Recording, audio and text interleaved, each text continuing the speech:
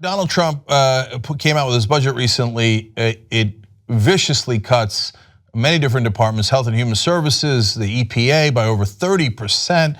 But hey, you got to add $54 billion in bloated defense spending so the defense contractors can get rich. So come to find out by some of his supporters that it turns out some of those cuts might affect them, including Meals on Wheels. Now, before we get to the disgruntled Trump voter, which sorry to say that I love, I want to show you Mick Mulvaney in case you're confused. This is the guy who is the head of the Office of Management and Budget. He's the one that has proposed the budget and is the main guy defending the budget. You'll see in this clip, he mentions Meals on Wheels and basically says, hey, if you don't like it, tough. Here, watch. We can't spend money on programs just because they sound good. They don't work. A lot of them simply don't work. Great, Meals on Wheels sounds great. A lot of those programs that we target at, they sound great, don't they? They always do. We don't put a bad name on a program. No, I think you know that Meals on Wheels is not a federal program. It's part of that community, that CDBG. We're going to spend money. We're going to spend a lot of money, but we're not going to spend it on programs that cannot show that they actually deliver. I think it's probably one of the most compassionate things we can do to actually help the elderly. You're only focusing on half of the equation.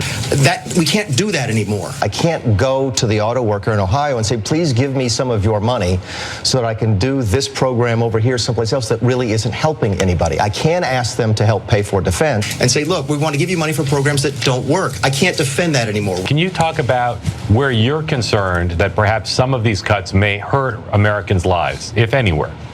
No. And I think that is about as compassionate as you can get. Well, agree to disagree on that, brother.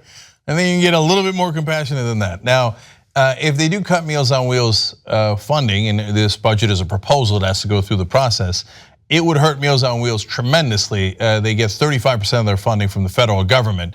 And as we saw with Acorn, even if your whole budget isn't the government, but it's a sizable chunk, you just might not be able to meet costs and you might go under completely. So we'll see how that develops. My favorite part of that clip was when he said, look, how am I gonna tell the auto worker to pay for these programs that aren't helping anybody?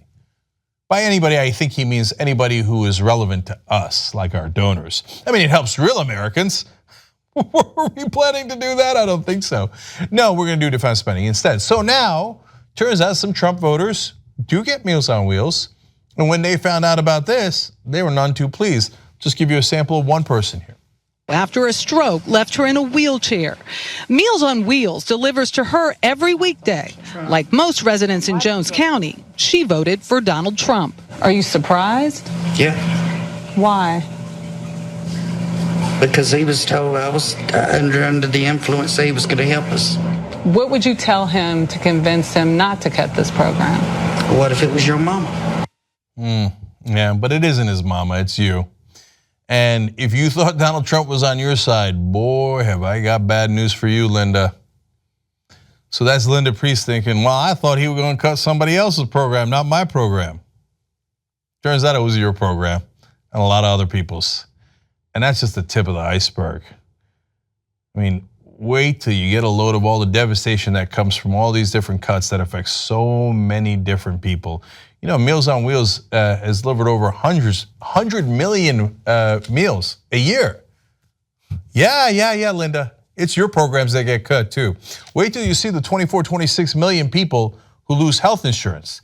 I don't know if you know this. They're not just cutting health insurance for black people and brown people. They're cutting it across the board.